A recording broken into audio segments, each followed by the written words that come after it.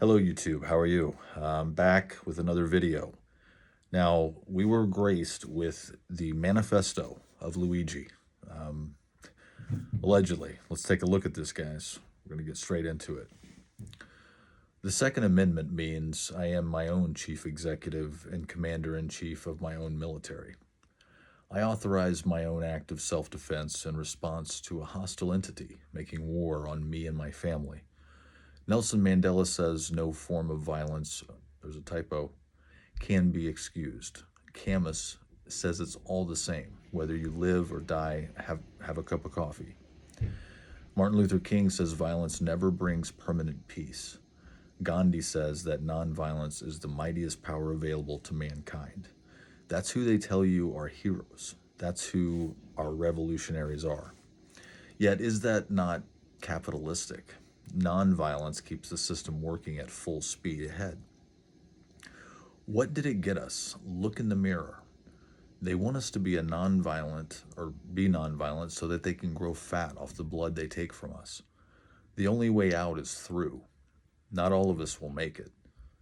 Each of us is our own chief executive. He already said that, it looks like. Yeah, he said that. You have to decide what you will tolerate. In Gladiator 1, Maximus cuts into the military tattoo that identifies him as part of the Roman legion. His friend asks, "Is that a sign of your god?" As Maximus carves deeper into his own flesh, as his own blood drips down the skin, Maximus smiles and nods yes. The tattoo represents the emperor who is God. The god emperor has made himself part of Maximus's own flesh. The only way to destroy the emperor is to destroy himself. Maximus smiles through the pain because he knows it is worth it. These might be my last words. I don't know when they will come for me. I will resist them at any cost. That's why I smile through the pain. They diagnosed my mother with severe neuropathy when she was 41 years old. She said it started 10 years before that with burning sensations in her feet and occasional sharp stabbing pains. At first, the pain would last a few moments, then fade to tingling, then numbness, then fade to nothing a few days later. The first time the pain came, she ignored it. Then it came a couple times a year, and she ignored it.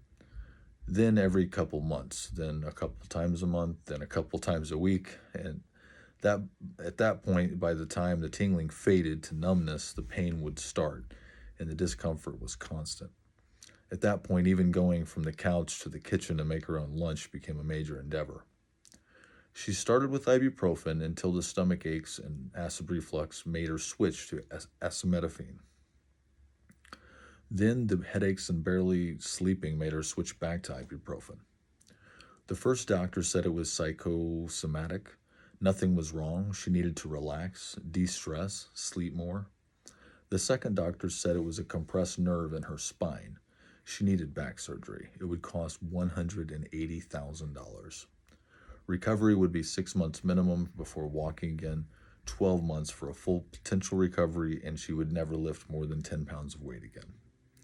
The third doctor performed a nerve conduction study, electromyography, MRI and blood tests. Each test cost $800 to $1,200. She hit the $6,000 deductible of her United Healthcare plan in October. Then the doctor went on vacation, and my mother wasn't able to resume tests until January when her deductible reset. The test showed severe neuropathy. The $180,000 surgery would have had no effect. They prescribed opioids for the pain. At first, the pain relief was worth the price of constant mental fog and constipation. She didn't tell me about that until later. All I remember is we took a trip for the first time in years when she drove me to Monterey to go to the aquarium. I saw an otter in real life swimming on its back. We left at 7 a.m. and listened to Green Day on the four-hour car ride. Over time, the opioids stopped working. They made her more sensitive to pain, and she felt withdrawal symptoms after just 2 to 3 hours. Then gabapentin. By now, the pain was so bad she couldn't exercise, which compounded the weight gain from the slowed metabolic rate and hormonal shifts, and it barely helped the pain, and made her so fatigued she would go on an entire day without getting out of bed. Then corticosteroids. which didn't even work. The pain was so bad I would hear my mother wake up in the night screaming in pain. I would run into her room, asking if she's okay. Eventually, I stopped getting up.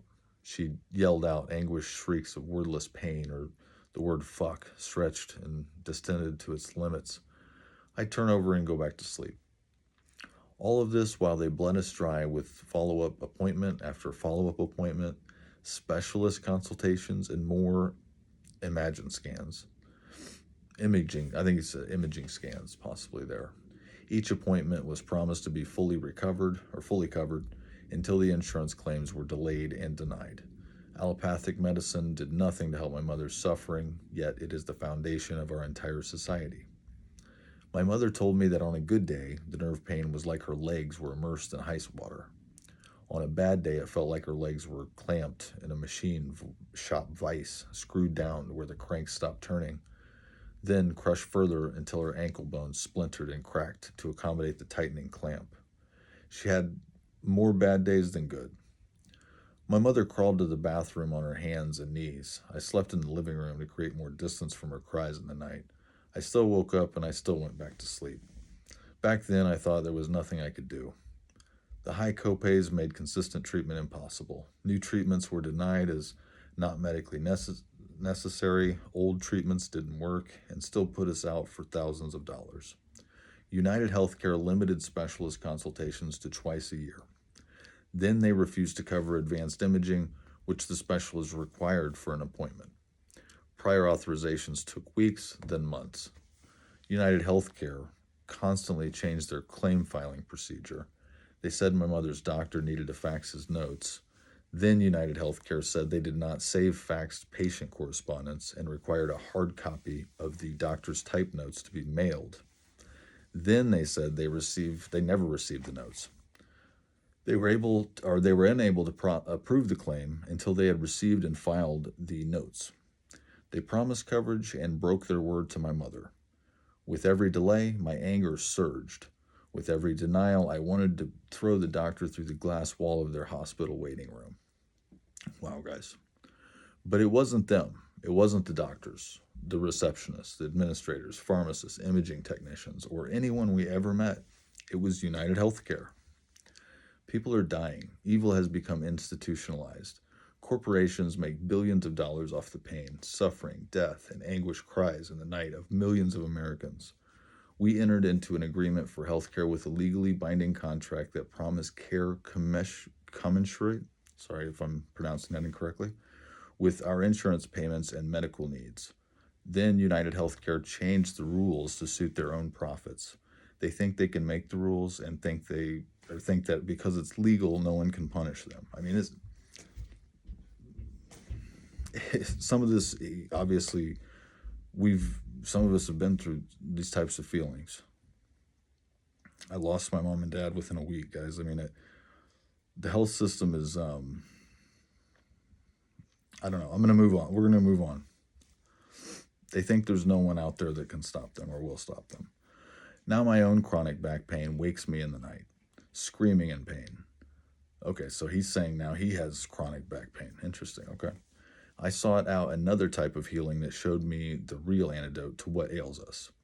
I bide my time, saving the last of my strength to strike my final blows. All extractors must be forced to swallow the bitter pain they deal out to millions. As our own chief executives, he says that again. He loves saying that. It's our obligation to make our own lives better. See, I agree with that. There's things I agree with in this. I mean, obviously kid's not all there, man. I mean, when I was 26, I don't even want to go there. Where was I? He bides his time, saving the last of his strength to strike his final blows. All the extractors must be forced to swallow the bitter pain they deal out to millions. Wow. As our own chief executives, it's our obligation to make our own lives better. First and foremost, we must seek to improve our own circumstances and defend ourselves. As we do so, our actions have ripple effects that can improve the lives of others. Rules exist between two individuals in a network that covers the entire earth. Some of these rules are written down. Some of these rules emerge from natural respect between two individuals. Some of these rules are defined in physical laws, like the properties of gravity, magnetism, or the potential energy stored in the chemical bonds of potassium nitrate. Okay, some of this seems rambly. I don't know. Interesting. No single document better encapsulates the belief that all people are equal in fundamental worth and moral status and the frameworks for fostering collective well-being than the U.S. Constitution. Wow. So what? Okay, so anti-capitalist is what they're labeling him, or what I guess this is why they said that about him. And then he's a constitutionalist, or writing. I'm going to continue. Sorry, guys. Writing a rule down makes it into a law. I don't give a fuck about the law. Law means nothing. What does matter is following the guidance of our own logic and what we learn from those before us to maximize our own well-being, which will then maximize the well-being of our loved ones and community. That's where United Healthcare went wrong. They violated their contract with my mother, with me, and tens of millions of other Americans. This threat to my own health, my family's health, and the health of our country's people requires me to respond with an act of war. So, wow, I mean, it is pretty powerful. I've actually witnessed this sentiment around, so it's really interesting.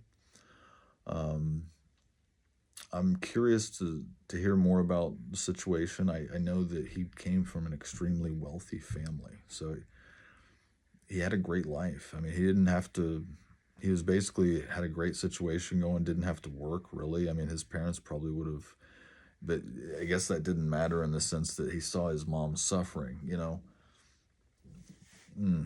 that hurts. He saw his mom suffering, and he just, at 26 years old, you have a lot of wisdom to gain. So anyway, guys, that's supposedly the manifesto, the last words for Luigi. The memes, guys, have been popping off. I don't even know what to say. The sentiment, from what I've been seeing, is people wanted. I'm seeing free Luigi, which I don't know, guys. I don't know. This is the world we live in, isn't it crazy? I just like to look at the little pieces of things that they put out, and very interesting. Anyway, this is I grabbed this off of a link. I'll try to share. Oh, I guess this is a picture. Anyway, no, I'll try to leave the link if I can find it down below, and I'll talk to you soon. Talk to you guys on the next one. I just wanted to share that. Really interesting. Luigi's last words. Yeah, see you guys.